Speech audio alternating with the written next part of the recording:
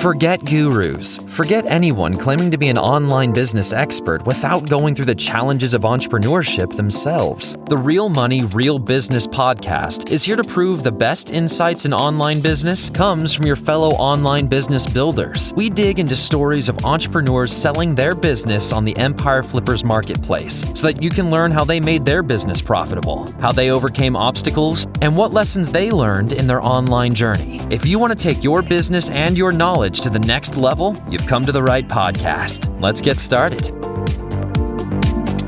Hey everyone, welcome to another episode of the Real Money, Real Business podcast. We record these interviews so potential buyers have more information about the seller and the business to help them make a buying decision further down the road. Today we'll be talking about an Amazon FBA business for sale, and I have the sellers with me today, who are Amy and Deborah. So welcome to the show, ladies. How are you doing? Great, thank you. Yeah, it's great to have both of you on the show as well. Thank you for making the time. And just before we dive in and speak to the pair of you, let me give our listeners a very brief summary of the business. So today's listing is an Amazon FBA business that was created in April 2012 in the apparel and accessories niche. The average monthly revenue for the business is $13,875, and it makes an average of $6,285 per month in net profit. The assets included in the sale are the Amazon Seller Central account with 2 SKUs, domains and all of the site's contents and files, an email list with over 4,000 subscribers, a trademark, social media accounts, and supplier contracts and relationships. Please note that inventory isn't normally included in the listing price, and further details can be provided to active buyers. You can head over to empireflippers.com/marketplace, search for listing 52762 to learn more about the business.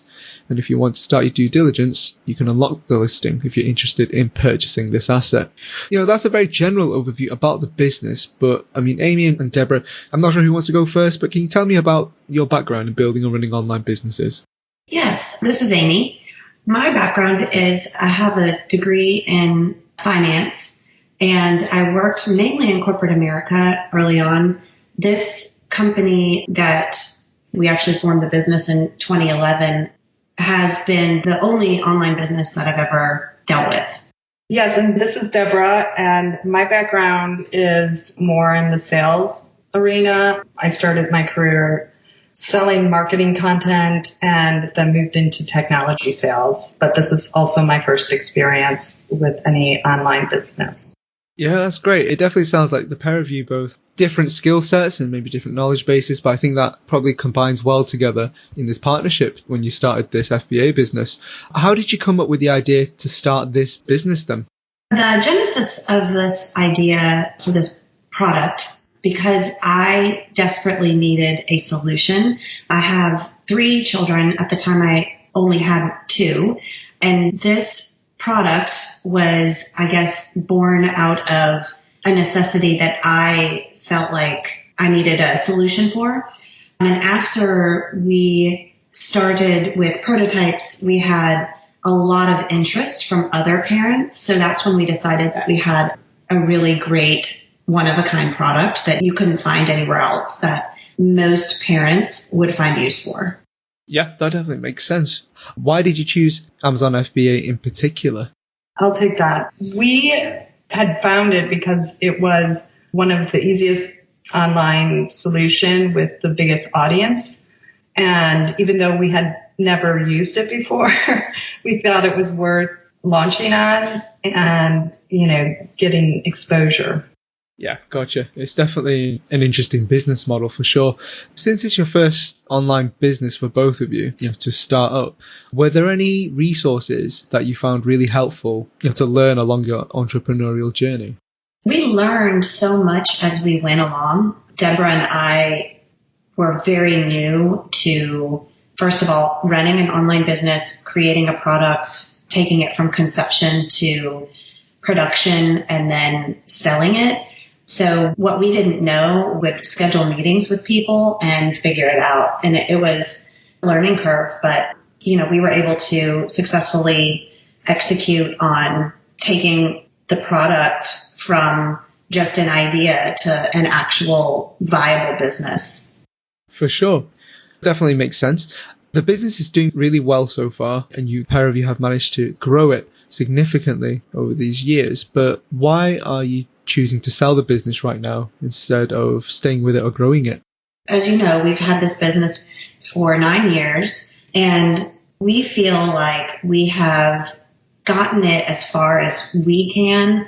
It grows organically on its own with, very little work on our part. So I think somebody else could really, maybe a different skill set or a different product line or myriad of other reasons, could probably really take it to the next level. For sure, that makes sense. I think, there comes a point maybe for every business when the owners realize that maybe this is as far as I can take it, given my current skill set, and for it to grow even further, might be time to pass the baton on to someone who can take it to the next level. So, for sure. Let me just ask you then about your experience. As you were scaling this business, was there anything that you learned from building this one that you would apply to future sites or maybe other FBA businesses? That's a good question. I would say that we were drinking from a fire hose when we started this business because everything was new, and certainly launching on FBA, it was a lot of learning and not knowing. And so to me, that was probably our biggest challenge, figuring out how to forecast, and that, it's your typical business challenges, right? I don't think there's anything unique. We do produce our product in the United States, and that gave us a lot more control that we felt we needed. But other than just typical learning curve starting a business, I don't think there's anything unique or challenging with our business. Okay, that's good to hear. It sounds like you managed to ride the learning curve in order to scale it to where it is. I guess on the other hand then, was there anything that you tried that didn't give you the ROI that you were hoping for? Yeah, I would say there were sister products that maybe didn't sell at the same rate that we sunsetted. But for the most part, we were really surprised on the other side of knew it was a great idea. But there were many times right at the beginning of product launch that we were flabbergasted at how accepted and quickly sales had picked up. Mm-hmm. I guess this question is for our listeners who are also interested in getting into the online business industry for the first time and perhaps might be interested in starting an FBA business or even buying one. What advice would you give to yourselves that you wish you knew when you first started? That's another good question. I don't know, because I guess we wish we knew more about just manufacturing, but all of those things we learned very quickly. So I think to understand Amazon better and all of its changes, and I think that would be just advantageous to have great working knowledge on that. Yeah, and to add to that, you have to remember we launched 9 years ago on Amazon. Amazon looked a lot different, and what they provided as far as education on listing and marketing and advertising didn't exist like it exists today. So the advice I would give myself 9 years ago is not the advice I'd give today. Today I would say it's really important that you have some knowledge of how FBA operates. It's not essential because they provide all the resources in the Seller Central that you can get up to speed very quickly. Yeah, I think, Deborah, you make a really good point there because, 9 years, 10 years, 15 years in online business age is a very long time because we're still quite a new industry. And I think you make a good point that what worked 9-10 years ago obviously doesn't work now because the times have changed, platforms have evolved, and trends have changed as well. And I guess that speaks to the resilience of your business, that it started 9 years ago and it's still going strong. So I think that's a very good point. I just want to move over now to the traffic and marketing side of things. Does the majority of your traffic come from organic search or paid advertising? Paid advertising. Mm-hmm. What do you currently do in terms of marketing? Exclusively, we market through Amazon's sponsored ads. Uh-huh.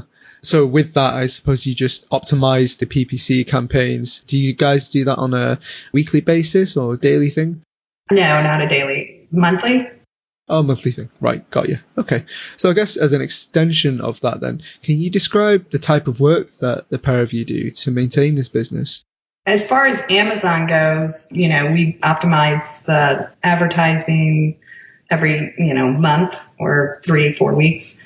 And then on the day-to-day, we do use Amazon's fulfillment centers and we package the product ourselves.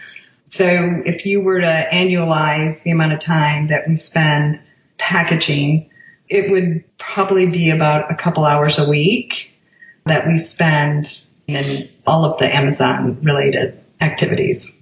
Mm-hmm. Can you briefly describe the process of getting the inventory from the manufacturer to Amazon? Sure. So as Deborah mentioned, we manufacture in the United States. We have separate manufacturing, and the second phase is a printing process. So there's a manufacturer we use, and then it's shipped to the printer. The printer is pretty local to us, so from there it's couriered. They'll either hold it for us sometimes, or it's couriered to our garages, and then we take turns, or we do it together, packaging as needed, big bulks, and then ship those directly to Amazon Fulfillment Center.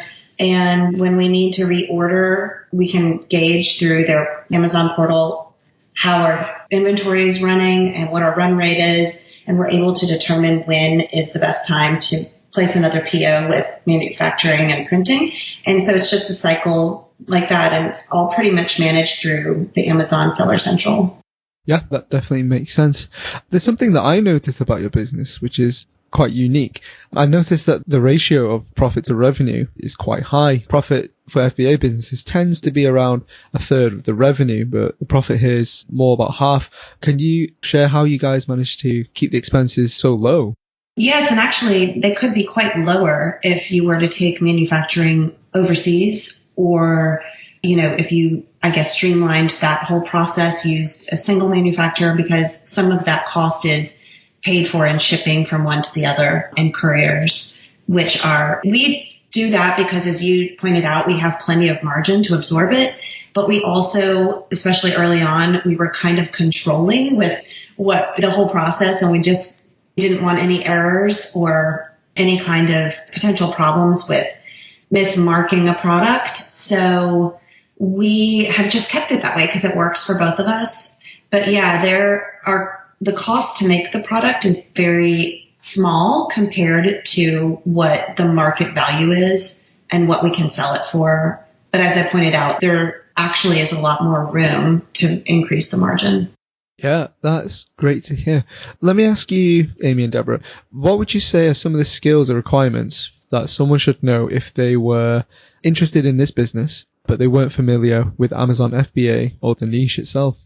I would say that the skills that are required are just basic business management skills. So managing books, POs, invoices, being able to manage your spend and making sure that you remain profitable. A big piece of this is having Amazon FBA knowledge, but as Deborah pointed out, it's very easy to gain that just through their services. I don't know if I'm leaving something else out. I agree with Amy. If somebody didn't have any of the knowledge base of FBA or manufacturing, they're in the same place we were when we started the company, and we had to do a lot more legwork. Yeah. And we would be able to educate buyer on what we've learned and what works and the processes that we have taken on. So there would be a lot shorter of a learning curve. There'd probably be a very short learning curve for somebody coming in to the business. Yeah, for sure. That definitely makes sense. And if you stayed with the business, what are some of the ways that you would try to grow it? I think if we were to stay with the business, it would grow organically as it has. I don't know that we would make any concerted efforts that we haven't along the way. I don't know that we would do anything different. I think it would run status quo and grow organically year upon year as it has been. Yeah, and I would say that, this is why we are here today. Amy and I discussed ad nauseum for several years, like, what do we do? What should we do? And there are things that you can do if you want to put more effort into it. You don't have to if you want to keep it status quo. But we don't do any social media marketing. We don't do any Google marketing. We haven't tried to do line extensions. So we, for the last, I would say, 4 years, have just really maintained what we were doing and still saw growth. So that's how I feel. Yeah, that definitely makes sense. What would you say are some of the biggest risks with the business that a buyer should be aware of? I think a risk of any business is just the ability to, maintain what's been going on. I mean, I don't know that it's any more of a risk than any other business that might be out there. Great. So how much support are you offering buyers? As I mentioned before, I think Deborah and I would be mostly available to answer questions. We would definitely, make sure the handoff went smoothly. And I think both of us would be very open and willing to help answer any questions that came up. I mean, I would put it in these terms. This is our baby that's going off to college. We want to make sure, we want it to be successful, to continue to be successful. We don't, we want to give whatever support is needed. That's great to hear. Are both of you willing to commit to a non-compete? Yes. Great to hear. And are you open to negotiating something like an earnout, like seller financing? I think the answer to that is it depends. We prefer to do a one-off, just complete buyout. But, if somebody had an interesting offer, we would like to hear it. Yeah, for sure. So from the sounds of it, you prefer cash up front, but, if the right deal comes along, you'd both probably open to negotiating. But obviously, as long as the right deal comes along. Yes. Awesome. Last question from myself then. If both of you put yourselves in the shoes of a buyer, if you're, other side of the looking glass, why would you say this is a business that's worth buying? I would say that it's very simply because with very little amount of work and maintenance, it has a very healthy margin and consistent income and revenue month over month and year over year. So that in and of itself is, I think, pretty attractive to any buyer, especially not knowing the ins and outs of a business, being able to kind of hit the ground running without any foreseeable hiccups, I think would be another advantage. Yeah, and I would say that, because it's a small number of SKUs, it's very manageable and it's a good entry point with little risk and a lot of history of success. Yeah, that's great. I mean, Amy or Deborah, is there anything else that you'd like to share that you think I might have missed? No, I think you covered it all. Yeah, well, that's awesome. Well, thank you to the pair of you for joining me on today's episode. I hope that your business gets picked up by the right buyer in the very near future. Thank you. All right, everyone. Thanks for listening. To learn more and see if this listing has already been sold, head over to empireflippers.com/marketplace and search for listing number 52762. If you're watching this on YouTube, click the link in the description to go straight to the listing. And once you've unlocked this listing, you'll be given everything you need to know about this business. So until next time, enjoy your digital journey.